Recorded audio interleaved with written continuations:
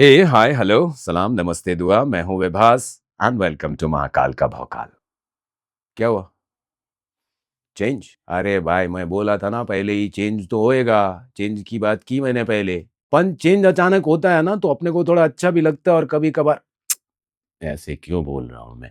Change हो जाता है, क्या है ना कि लाइफ में ऐसी चीजें होती रहती है कि अचानक बहुत सारी चीजें बदल जाती हैं। पर अगर चेंज की बात करें तो आप लोग देखो अपने आप को, छोटे छोटे बच्चे थे, फिर उससे बड़े हो गए, फिर आपके बच्चे हो गए, फिर आप भी बड़े हो गए, फिर आपके जो बड़े थे मतलब पिताजी दादाजी सब लोग बूढ़े हो गए, फिर कुछ लोग जो दिख रहे थे वो चले गए। इन सब में सब एक कॉमन बात क्या है?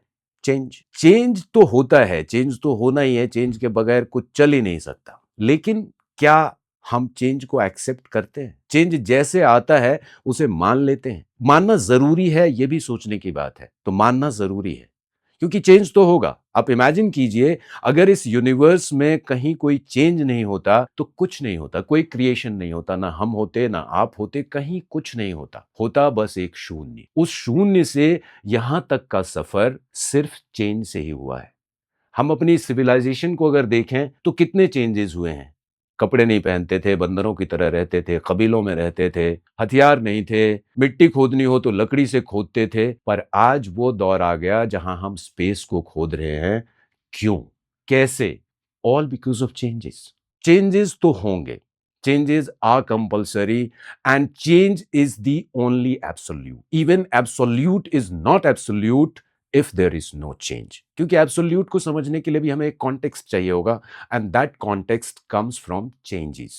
तो चेंजेस को मानना जरूरी है, चेंजेस के साथ खुद में कुछ चेंजेस लाना जरूरी है, तभी जाके जिंदगी जो है वो चल सकेगी ठीक तरीके से। दिक्कत वहीं होती है जहां हम चेंज को एक्सेप्ट करने को तैयार नहीं होते हैं। बाहर परिवर्तन लगातार हो रहा है, अंदर हम जैसे थे वैसे ही बने हुए हैं। अगर इंटरनल बात करें हम, तो हमारा माइंड लगभग वैसा ही है जो जीवन के शुरुआती 5 सालों में बना था। पर जिंदगी जब आगे बढ़ी, आप 25 साल के हो गए, 35 साल के हो गए, 50 साल के हो गए, सब कुछ बदल गया। कपड़े बदल गए, लोगों का बोलना बदल गया, लोगों का चलना बदल गया, जो जीने का तरीका था वो पूरी तरह से बदल गया। लेकिन आपका जो बेसिक स्ट्रक्चर है, क्योंकि सब कुछ तो कहीं ना कहीं माइंड से ही होता है, कुछ दिखता है हमें, माइंड रिएक्ट करता है कि अच्छा ये है, उसी में से सही गलत का फैसला होता है। तो ये इंटरनल जो है हमारा सिस्टम, जो कि हमारी जिंदगी के शुरुआती 5 सालों में बना था, ऐसा कहा जाता है मेडिकली कि हमारा बेसिक अनकॉन्शियस ब्रेन जो है, जिससे हम जिंदगी भर चलते हैं, जहां पे हमारी सारी पावर है,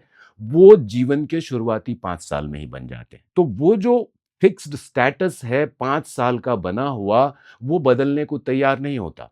क्योंकि चेंज अच्छा लगता है, पर चेंज के साथ एडजस्ट करना खुद को मुश्किल हो जाता है, और इस मुश्किल से निकलने का उपाय है।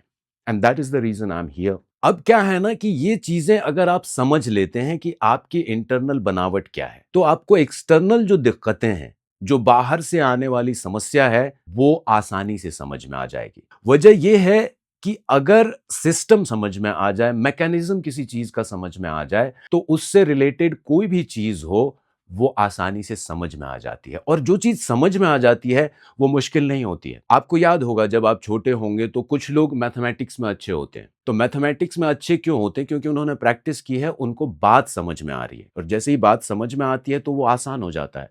फिर वो मैथमेटिक्स हो, रॉकेट साइंस हो, या जिंदगी की छोटी मोटी समस्या। क्योंकि बाहर की समस्या बहुत बड़ी नहीं है, बाहर की समस्या का आप कुछ कर भी नहीं सकते हैं।